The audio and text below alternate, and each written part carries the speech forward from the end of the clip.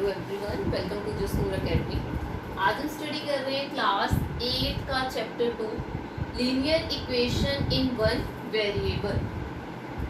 Linear equation in one variable को start करने से पहले थोड़ा सा इसका बेसिक कंसेप्ट क्लियर कर लेते हैं। चैप्टर के नाम में ही आपको बहुत से न्यू वर्ड्स हैं like linear, equation, one variable. अब ये लीनियर क्या है, इक्वेशंस क्या होती हैं, वन वेरिएबल क्या होते हैं, पहले हम ये डिस्कस करेंगे। उसके बाद हम स्टार्ट करेंगे exercise 2.1 linear equation in one variable में। सबसे पहले हम स्टडी करते हैं अलजेब्रिक एक्सप्रेशन के बारे में। अलजेब्रिक एक्सप्रेशंस, अगर हम इसे डिफाइन करना चाहें कि अलजेब्रिक एक्सप्रेशंस होते क्या हैं, it is a mathematical phrase that can contain ordinary numbers, variables and operators।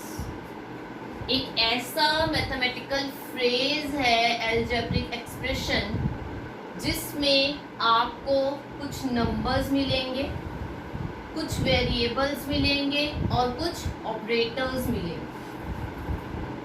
एक ही फ्रेज के अंदर आपके पास नंबर्स भी होंगे, आपके पास वेरिएबल्स भी होंगे, आपके पास ऑपरेटर्स भी होंगे।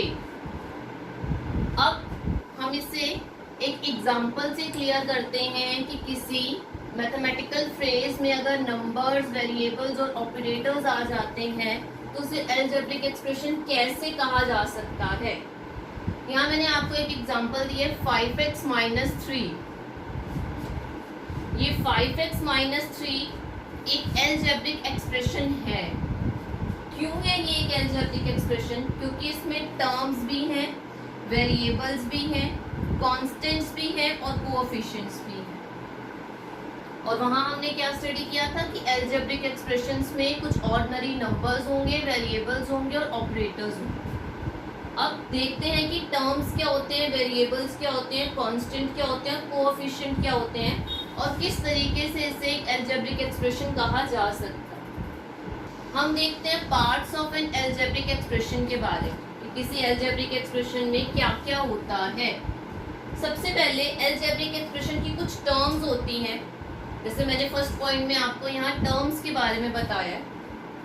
Parts of the expression separated by addition और सब्ट्रैक्शन।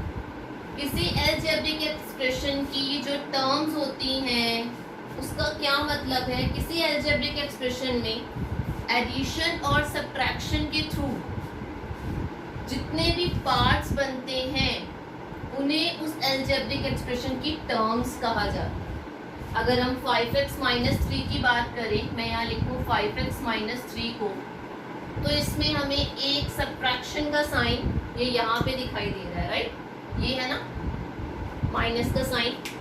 तो अगर हम इसकी टर्म्स की बात करें कि 5x - 3 अलजेब्रिक एक्सप्रेशन की टर्म्स कौन कौन सी हैं, तो इसकी पहली टर्म होगी 5x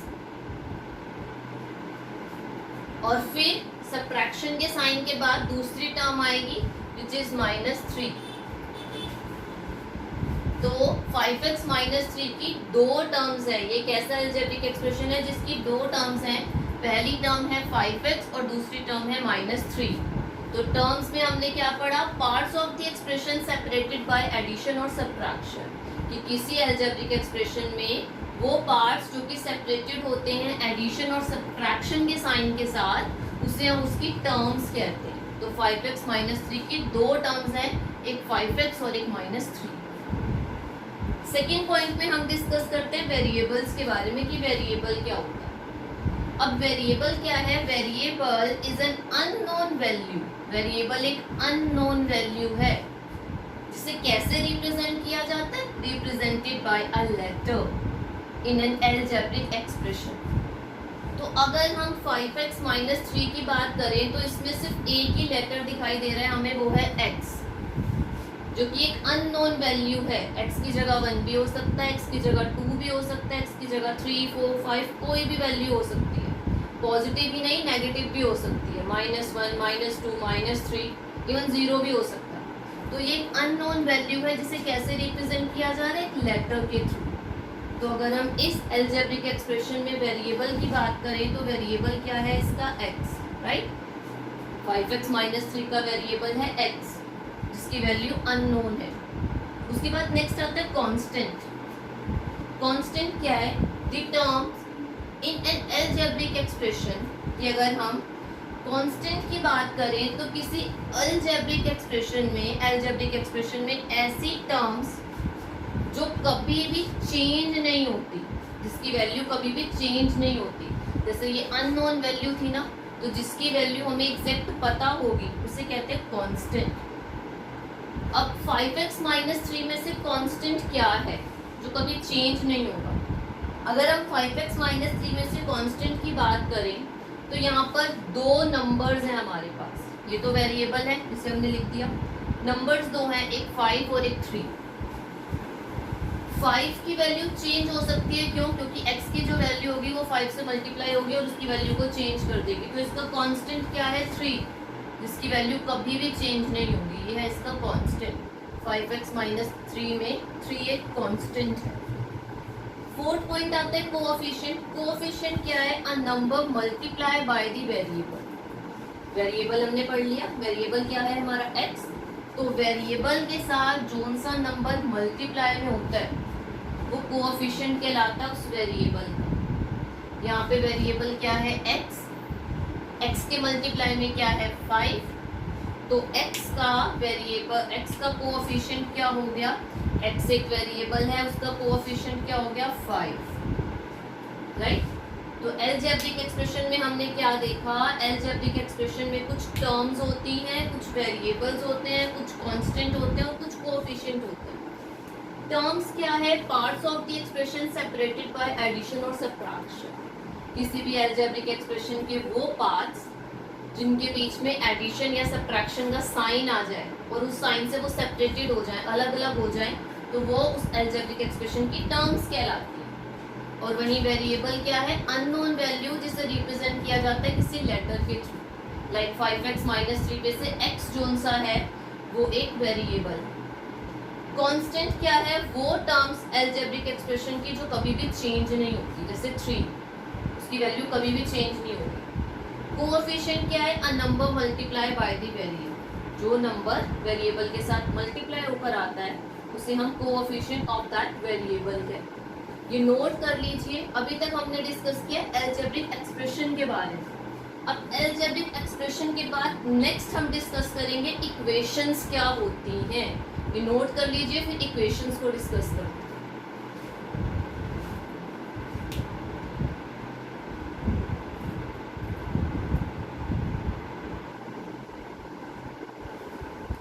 चलिए अब डिस्कस करते हैं इक्वेशन के बारे में कि इक्वेशन क्या है। हमने एल्जेब्रिक एक्सप्रेशन के बारे में पढ़ा, इसकी टर्म्स देखी हमने क्या होती हैं, फिर हमने इसके वेरिएबल्स पढ़े क्या होते हैं, कि वेरिएबल्स का क्या मतलब है, टर्म्स का क्या मतलब है, कांस्टेंट का क्या मतलब है। जब हमने पार्ट्स ऑफ एल्जेब्रिक एक्सप्रेशन की स्टडी कर ली तो उसके बाद हमें क्या समझ आता है कि एल्जेब्रिक एक्सप्रेशन है क्या। It is a mathematical phrase that can contain ordinary numbers. तो ये एक ऐसा मैथमेटिकल फ्रेज है जिसमें कि ऑर्डिनरी नंबर्स होते हैं। लाइक आपको यहाँ 5x माइनस 3 का हमने जो एग्जांपल लिया था उसमें आपको ऑर्डिनरी नंबर्स भी दिख रहे हैं ना, 5 और 3। कुछ वेरिएबल्स भी होते हैं, जैसे कि यहाँ पर एक वेरिएबल है x, y से रिप्रेजेंट किया जा सकता है उसको, और उसी के साथ साथ कुछ ऑपरेटर्स भी होते हैं। अब ये जो ऑपरेटर वर्ड है ये यूज़ किया जा रहा है किसी एल्जेब्रिक एक्सप्रेशन में। ये जितने भी साइन आते हैं, लाइक प्लस का साइन, माइनस का साइन, मल्टीप्लाई का साइन और डिवाइड का साइन। तो एल्जेब्रिक एक्सप्रेशन एक ऐसा मैथमेटिकल फ्रेज है जिसमें ऑर्डिनरी नंबर्स होंगे, वेरिएबल्स होंगे और कुछ ऑपरेटर्स भी होंगे, कुछ कांस्टेंट्स भी होंगे। और ऑपरेटर्स मैंने आपको बता दिया, जितने भी साइन है, प्लस माइनस मल्टीप्लाई डिवाइड, ये सब ऑपरेटर्स होते हैं। अब हम पढ़ते हैं इक्वेशन क्या होती है। एल्जेब्रिक एक्सप्रेशन तो क्लियर हो गया। अब इक्वेशन, जो हमारे चैप्टर का मेन बेस हमें क्लियर करना है। हम बात करें ना लीनियर इक्वेशन की, तो इक्वेशन क्या है? An equation is a mathematical statement. Equation एक मैथमेटिकल स्टेटमेंट है कंटेनिंग एन इक्वल साइन, जिसमें एक इक्वल साइन जरूर होगा।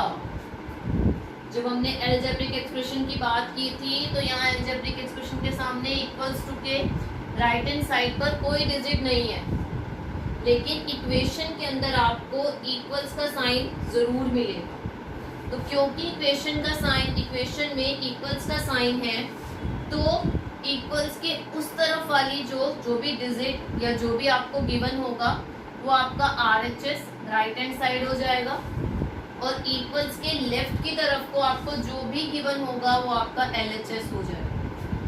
और अगर हम बात करें कि इसमें वेरिएबल कौन सा है, तो वेरिएबल z है। अगर हम बात करें कि इसमें कांस्टेंट टर्म कौन सी है, तो 2 और 6 कांस्टेंट टर्म है। अगर हम बात करें कि इस इक्वेशन में ऑपरेटर कौन सा है, तो ये जो प्लस का साइन है ये ऑपरेटर है इस इक्वेशन का। तो एल्जेब्रिक एक्सप्रेशन और इक्वेशन में क्या फ़र्क है? एल्जेब्रिक एक्सप्रेशन में आपको इक्वल्स का साइन नहीं दिखता कहीं भी, जबकि इक्वेशन में आपको इक्वल्स का साइन ज़रूर दिखाई देगा। और अगर इक्वल का साइन है तब भी वो इक्वेशन है, अदरवाइज वो एक एल्जेब्रिक एक्सप्रेशन है, उससे ज़्यादा और कुछ नहीं है। तो उस इक्वेशन के लिए इक्वल का साइन होना बहुत ज़रूरी है। बाकी वेरिएबल इसमें भी होंगे, कांस्टेंट इसमें भी होंगे, ऑपरेटर इसमें भी होंगे, लेकिन इसमें जो भी गिवन डिटेल होगी उसका कुछ सेक्शन RHS पर होगा और कुछ LHS पर होगा, और बीच में कौन सा साइन होगा? इक्वल का साइन। ये नोट कर लीजिए। और अब हम स्टार्ट करते हैं अपनी एक्सरसाइज 2.1। चलिए अब डिस्कस करते हैं टाइप्स ऑफ इक्वेशन के बारे में। इक्वेशन क्या होती है ये हमें पता चल गया। टाइप्स ऑफ इक्वेशन, अब हम पता करेंगे कि लीनियर इक्वेशन क्या है, क्योंकि इक्वेशन क्या है ये क्लियर है। वेरिएबल्स क्या होते हैं ये भी पता चल गया। वन वेरिएबल का क्या मतलब है, या तो सिंगल x होगा या सिंगल y होगा, वन वेरिएबल का ये मतलब होगा। तो वन वेरिएबल भी क्लियर है, इक्वेशन भी क्लियर है। अब ये लीनियर का क्या मतलब है? Linear equation, types of equation में आज हम 3 टाइप्स ऑफ इक्वेशन की बात कर रहे हैं। सबसे पहले लीनियर इक्वेशन क्या होती है, क्वाड्रेटिक इक्वेशन क्या होती है, और फिर क्यूबिक इक्वेशन क्या होती है। लीनियर इक्वेशन को ax + b = 0 की फॉर्म में भी लिखा जा सकता है, जहाँ पर a और b की जगह कोई नंबर होगा और x एक वेरिएबल है, ठीक है। Quadratic equation ax² + bx + c = 0। आप एक चीज नोटिस कर रहे हो कि इक्वेशन के बीच में इक्वल्स का साइन तीनों में है, चाहे वो लीनियर है, चाहे वो क्वाड्रेटिक है, चाहे वो क्यूबिक है। जब तक इक्वल का साइन नहीं होगा तब तक आप उसको इक्वेशन कह ही नहीं सकते हो, वो सिर्फ एक एक्सप्रेशन है, इक्वेशन नहीं है। ax + b = 0 लीनियर इक्वेशन है। Quadratic equation ax² + bx + c = 0, और वहीं cubic equation ax⁵ bx² cx + d = 0। कैसे पता चलेगा कोई इक्वेशन लीनियर है, क्वाड्रेटिक है या क्यूबिक है? आप डिग्री देखेंगे उस इक्वेशन की। अब डिग्री क्या होती है? वेरिएबल के ऊपर सबसे बड़ी जो भी पावर होगी वो डिग्री होती है। ये जो ऊपर लगा होता है इसे एक्सपोनेंट या पावर कहा जाता है। तो क्योंकि लीनियर इक्वेशन में जो डिग्री है x के ऊपर जो पावर या एक्सपोनेंट लगा है, जो डिग्री है वो 1 है, तो इसलिए ये लीनियर इक्वेशन होगी। वहीं क्वाड्रेटिक इक्वेशन में सबसे बड़ी डिजिट जो एज अ पावर लगी हुई है x के ऊपर वो 2 है, तो इसकी डिग्री कितनी हो गई क्वाड्रेटिक इक्वेशन की? 2। सबसे बड़ा नंबर x के ऊपर अगर ये 1 है तो ये 2 है ना, तो ये हो गया क्वाड्रेटिक इक्वेशन। और वहीं क्यूबिक इक्वेशन में डिग्री कितनी होती है? 3, तो इसलिए ये है क्यूबिक इक्वेशन। अगर हम एक लीनियर इक्वेशन, क्वाड्रेटिक इक्वेशन और क्यूबिक इक्वेशन लिखना भी चाहें तो a और b की जगह आप कोई भी नंबर यूज कर लीजिए। लाइक मैं यहाँ लिख रही हूँ 2x + 3 = 0, राइट।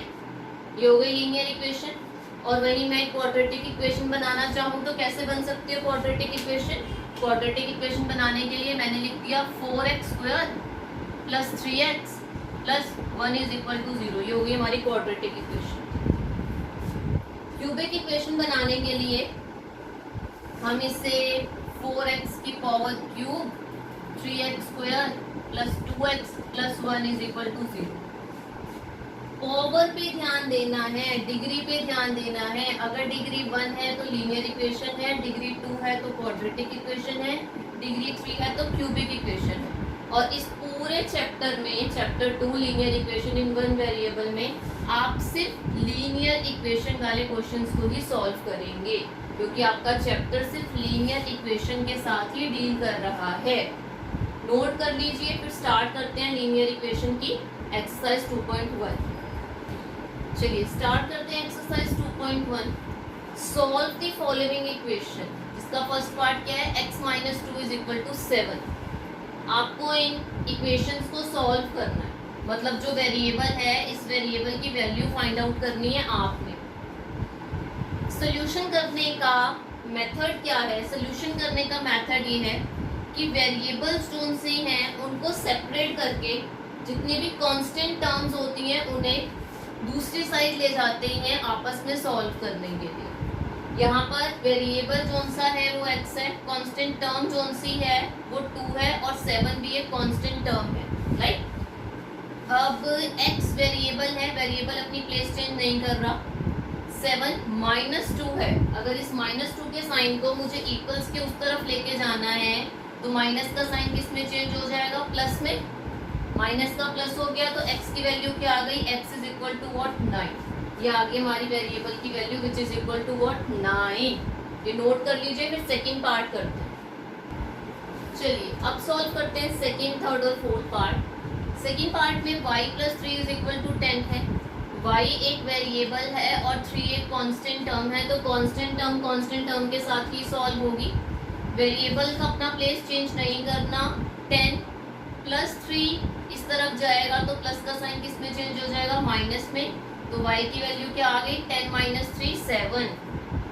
थर्ड पार्ट में 6 is equal to z plus 2। अब वेरिएबल इस तरफ है, उसके साथ एक कांस्टेंट टर्म है और ये भी एक कांस्टेंट टर्म है, तो 6। अब ये प्लस 2 इस तरफ आएगा तो माइनस 2, इक्वल्स के उस तरफ गया तो साइन चेंज हो गया, तो z is equal to what, 4। Part 2 का सोल्यूशन आया है 7 और पार्ट 3 का आया आंसर 4। अब आते हैं फोर्थ पार्ट पर। 3/7 plus x is equal to 17/7। ये कांस्टेंट टर्म है, ये वेरिएबल है, ये भी एक कांस्टेंट टर्म है। वेरिएबल अपना प्लेस चेंज नहीं करेगा। 17/7। अब ये 3/7 यहाँ पॉजिटिव है, अगर इक्वल्स के उस तरफ जाएगा तो नेगेटिव हो जाएगा, 3/7। अब आप देखिए ये दो रैशनल नंबर्स हैं जिनके बीच में माइनस का साइन है, तो इसे कैसे सॉल्व करेंगे? पहले 7 और 7 सेम डिनोमिनेटर है, सिंगल टाइम लिख दिए और न्यूमिनेटर को आपस में सॉल्व कर दिया। 17 माइनस 3। अगर डिनोमिनेटर अलग होते तो पहले एलसीएम निकालना पड़ता और उसके बाद सोल्यूशन होता। क्योंकि डिनोमिनेटर सेम थे तो सिंगल टाइम डिनोमिनेटर रखकर न्यूमिनेटर को सॉल्व कर दो। 17 माइनस 3 करोगे तो 17 में से 3 सब्ट्रैक्ट करोगे तो 14/7।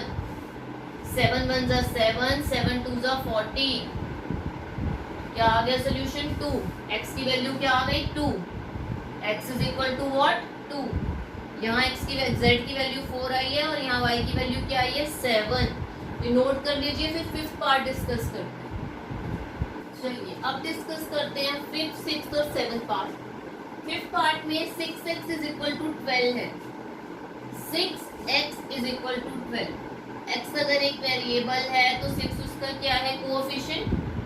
किसी भी वेरिएबल का जो मल्टीपल होता है उसे कोएफिशिएंट कहा जाता है, ये हम डिस्कस कर चुके हैं। इन दोनों के बीच में कौन सा साइन है, मल्टीप्लाई का साइन। 6 इंटू एक्स लिख सकते हैं इसको। अब अगर इक्वल्स के लेफ्ट हैंड साइड पर मल्टीप्लाई का साइन है और साथ वेरिएबल के साथ वाले कोएफिशिएंट को अगर आप उस तरफ लेकर जा रहे हैं तो क्योंकि 6 इस तरफ मल्टीप्लाई में है तो इस तरफ जाएगा तो डिवाइड हो जाएगा 12 से। LHS से RHS की तरफ जाएगा तो मल्टीप्लाई का डिवाइड हो जाएगा। तो x की वैल्यू क्या आ गई, 12 को अगर हम 6 से डिवाइड करेंगे तो 6 2 जा 12, राइट। x की वैल्यू क्या आ गई, 2। x क्या है, 2। t/5 is equal to 10। t/5 का क्या मतलब है, t के डिवाइड में है 5, राइट। अगर यहाँ डिवाइड में है तो इक्वल्स के उस तरफ जाएगा तो क्या हो जाएगा, 10 के साथ मल्टीप्लाई, तो t is equal to what 50, t की वैल्यू क्या आ गई 50। सेवंथ पार्ट में देखते हैं 2/3x, तो 2/3 into x is equal to what 18। 2/3 x का कोएफिशिएंट है, x इधर ही रहेगा जो कि वेरिएबल है, और 2/3 मल्टीप्लाई में है, तो अगर उस तरफ जाएगा तो 2/3 रेसिप्रोकल हो जाएगा, इक्वल्स के उस तरफ जाके 3/2 हो गया। 2 1 जा 2, 2 9 जा 18 और 9 3 जा 27। तो वेरिएबल की वैल्यू कितनी आ गई, x की वैल्यू कितनी आ गई 27। नोट कर लीजिए 5th 6th और 7th पार्ट। चलिए अब डिस्कस करते हैं कुछ पार्ट 8 और पार्ट 9। पार्ट 8 में आपको एक इक्वेशन दी हुई है जिसमें 1.6 is equal to y upon 1.5 है। अब अगर यहाँ y के वेरिएबल के अपॉन में है 1.5 और उसे हम LHS पे लेके जाएंगे तो ये क्या हो जाएगा 1.6 into 1.5 right is equal to y। यहाँ डिवाइड में था, इक्वल्स की उस तरफ गया तो मल्टीप्लाई में हो गया।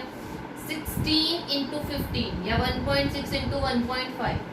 सिंपल आप क्या कीजिए, आप डायरेक्ट पहले 16 को 15 से मल्टीप्लाई कीजिए। जब आप 16 को 15 से मल्टीप्लाई करेंगे तो आपको फाइंड आउट होगा 240। 16 इंटू 15 240, तो 240 लिखिए। इस वाली डिजिट में पीछे से एक डिजिट से पहले डेसिमल था, यहाँ भी सेम कंडीशन थी, तो 1 और 1 2 जो भी आपके पास सोल्यूशन आया उसमें पीछे से 2 डिजिट से पहले डेसिमल लगा दीजिए, तो y की वैल्यू क्या आ गई 2.40।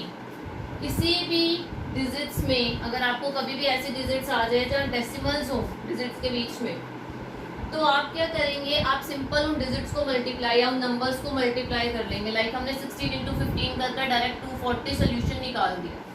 अब यहाँ एक डिजिट से पहले डेसिमल था, यहाँ भी एक डिजिट से पहले डेसिमल था, तो 1 और 1 2 जो भी सोल्यूशन आया उसमें पीछे से 2 डिजिट से पहले पॉइंट लगा दीजिए, वो फाइनल आंसर हो जाएगा। अगर 1.6 को मल्टीप्लाई करना होता 1.55 से, लाइक ये कंडीशन होती, तो यहाँ 2 और यहाँ 3 कितने पॉइंट हो, कितने डिजिट से पहले सोल्यूशन में डेसिमल आएगा 3 डिजिट से पहले। तो जो भी आपका सोल्यूशन आए उसमें 1th प्लेस की 10th प्लेस की या लास्ट की 3 डिजिट को छोड़कर आप डेसिमल लगा दीजिएगा, उसके आगे जो भी सोल्यूशन होगा वो आ जाएगा। क्लियर हो गया। पॉइंट 8 का सोल्यूशन क्या है, y की वैल्यू 2.40। अब सॉल्व करते हैं 9th पार्ट। अभी तक हमने जितने भी क्वेश्चन सॉल्व किए वो सब सिंगल स्टेप या 1 स्टेप सोल्यूशन थे। सिंपल हम क्या कर रहे थे, हम जो भी कांस्टेंट होता था उसकी प्लेस चेंज करते थे, दूसरे कांस्टेंट टर्म के साथ उसको सॉल्व कर देते थे या प्लस कर देते थे, माइनस कर देते थे, मल्टीप्लाई डिवाइड और सोल्यूशन आ जाता था। अब जो 9th पार्ट से सोल्यूशन होगा वो 1 स्टेप नहीं, वो 2 स्टेप सोल्यूशन होगा। अभी तक हमने पार्ट 8 तक जितने भी सोल्यूशन किए ये 1 स्टेप सोल्यूशन है, जिसमें सिर्फ हम क्या कर रहे हैं, कांस्टेंट की प्लेस चेंज कर रहे हैं, उसको दूसरे के साथ जाकर सॉल्व कर रहे हैं दूसरे कांस्टेंट के साथ, और हमारे पास आंसर फाइंड आउट हो रहा है। मल्टीप्लाई है तो डिवाइड कर रहे हैं, डिवाइड है तो दूसरी तरफ ले जाके मल्टीप्लाई कर रहे हैं, प्लस है तो दूसरी तरफ ले जाके माइनस, माइनस है तो दूसरी तरफ ले जाके प्लस कर रहे हैं। अब 2 स्टेप सोल्यूशन में आपने क्या करना है, यहाँ पर 2 बार सोल्यूशन होगा तो जाके वेरिएबल की वैल्यू आएगी। सबसे पहले फर्स्ट स्टेप में आपने क्या करना है, फर्स्ट स्टेप में हमारे पास क्या गिवन है 7x minus 9 is equal to 16। 7x minus 9 is equal to 16। ये कांस्टेंट है, ये भी एक कांस्टेंट है, और ये वेरिएबल और उसके साथ कोएफिशिएंट है, राइट। सबसे पहले आप कांस्टेंट को कांस्टेंट के साथ सॉल्व कीजिए। 7x अपनी प्लेस चेंज नहीं कर रहा, 16 माइनस 9 में जाके प्लस 9 हो गया। 16 में जब आपने 9 प्लस किया तो कितना आया 25।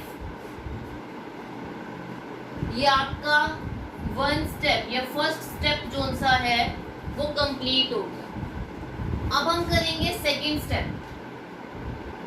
सेकेंड स्टेप में आपने क्या करना है, सेकेंड स्टेप के लिए आपके पास ये जो कोएफिशिएंट है x के साथ जो आपके पास कोएफिशिएंट है, इसको लेके जाएंगे हम यहाँ ये वाले कांस्टेंट टर्म के साथ सॉल्व करने के लिए। अब क्योंकि ये 7x है, इट मीन 7 इंटू एक्स है। कोएफिशिएंट जो सा होता है वो वेरिएबल के साथ मल्टीप्लाई में होता है। x ने अपनी प्लेस चेंज नहीं की, 25/7 मल्टीप्लाई था, इक्वल्स के उस तरफ जाके 25 के अपॉन में चला गया। तो ये अब जो क्वेश्चन 9 में हमने किया है ये 2 स्टेप सॉल्यूशन है, क्योंकि पहले स्टेप में हमने कांस्टेंट के साथ कांस्टेंट को सॉल्व कर एक वैल्यू फाइंड आउट करी जो 25 आई थी, और सेकंड स्टेप में हमने जो कोएफिशिएंट था उसको सॉल्व किया उस कांस्टेंट टर्म के साथ। नोट कर लीजिए, फिर 10th पार्ट डिस्कस करते हैं। चलिए अब डिस्कस करते हैं 10th part. 14x minus 8 is equal to 13। कितने स्टेप का सोल्यूशन है? यहाँ पर एक आपके पास वेरिएबल है जिसके साथ एक कोएफिशिएंट है, ये एक कांस्टेंट टर्म है और ये भी एक कांस्टेंट टर्म है, राइट। ये वेरिएबल है, ये इसका कोएफिशिएंट है, ये कांस्टेंट टर्म है और ये भी एक कांस्टेंट टर्म है। तो सबसे पहले हम फर्स्ट स्टेप करेंगे जिसमें 14x अपना प्लेस चेंज नहीं करेगा, 13 माइनस 8 इक्वल्स के उस तरफ जाके प्लस 8 हो जाएगा। तो 13 प्लस 8 21 ये हो गया हमारा फर्स्ट स्टेप कंप्लीट। अब सेकंड स्टेप में हम क्या करेंगे, ये जो वेरिएबल के साथ कोएफिशिएंट है क्योंकि ये इस तरफ मल्टीप्लाई में है तो ये उस तरफ जो भी हमारी कांस्टेंट टर्म है उसके साथ डिवाइड में चला जाएगा, 21/14 हो जाएगा। ये हो गया हमारा सेकंड स्टेप। तो 21 और 14, 7 2 ज़ा 14, 7 3 ज़ा 21। तो x की वैल्यू क्या आ गई, 3/2। इससे क्या पता चला कि ये भी 2 स्टेप सॉल्यूशन वाला क्वेश्चन था। हमने 2 क्वेश्चन कर लिए 2 स्टेप सॉल्यूशन वाले। पार्ट 9 में भी 2 स्टेप सॉल्यूशन हुआ था फर्स्ट स्टेप और सेकंड स्टेप से। पार्ट 10 में भी 2 स्टेप सॉल्यूशन हो रहा है। और दोनों को करने के बाद क्या माइंड में क्लियर हुआ है कि 2 स्टेप सॉल्यूशन में एक ये कंडीशन होती है जहाँ एक वेरिएबल के साथ कोएफिशिएंट होता है और दूसरा एक कांस्टेंट टर्म इक्वल्स के लेफ्ट हैंड साइड होती है और एक कांस्टेंट टर्म इक्वल्स के राइट हैंड साइड होती है। पहले कांस्टेंट टर्म को सॉल्व करते हैं, कांस्टेंट टर्म को सॉल्व करने के बाद जो सॉल्यूशन आता है उसको वेरिएबल के कोएफिशिएंट के साथ डिवाइड करके फाइनल सॉल्यूशन निकाला जाता है। ये नोट कर लीजिए। फिर 11th पार्ट डिस्कस करते। चलिए अब डिस्कस करते हैं 11th पार्ट। क्या है ये 17 plus 6p is equal to 9। यहाँ पे वेरिएबल p है और कोएफिशिएंट क्या है उसका 6, राइट। 17 एक कांस्टेंट टर्म है और 9 भी एक कांस्टेंट टर्म है। तो 2 कांस्टेंट टर्म है और एक वेरिएबल के साथ कोएफिशिएंट दिया हुआ है। तो कितने स्टेप का सोल्यूशन है? वेरी गुड, 2 स्टेप सोल्यूशन होगा इसका। तो फर्स्ट स्टेप में सबसे पहले हम क्या करते हैं, कांस्टेंट टर्म को कांस्टेंट टर्म के साथ सॉल्व करते हैं। तो 6p is equal to what, 9। अब ये प्लस 17 है, इक्वल्स के उस तरफ गया तो माइनस 17 हो गया। तो 6p is equal to what, 17 में से 9 सब्ट्रैक्ट करेंगे तो रिमाइंडर आएगा -8। सॉल्यूशन क्या आएगा, -8, क्योंकि 17 में से 9 सब्ट्रैक्ट हुआ तो 8 और साइन बड़ी डिजिट माइनस का। ये हमारा स्टेप 1 या फर्स्ट स्टेप कंप्लीट हो गया। अब सेकेंड स्टेप में हमने क्या करना है, जो वेरिएबल के साथ कोएफिशिएंट है उसे सॉल्व करना है इस कांस्टेंट टर्म के साथ। p अपनी प्लेस चेंज नहीं करेगा, -8/6, 3 2 ज़ा 6, 2 3 ज़ा 6, 2 4 ज़ा 8। तो p की वैल्यू क्या आ गई, -4/3। ये नोट कर लीजिए। फिर 12th पार्ट डिस्कस करते हैं। चलिए अब डिस्कस करते हैं 12th part. x/3 + 1 is equal to 7/50।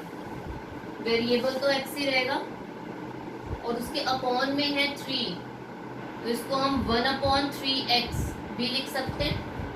तो ये हमारा वेरिएबल हो गया और ये इसका क्या हो गया, कोएफिशिएंट।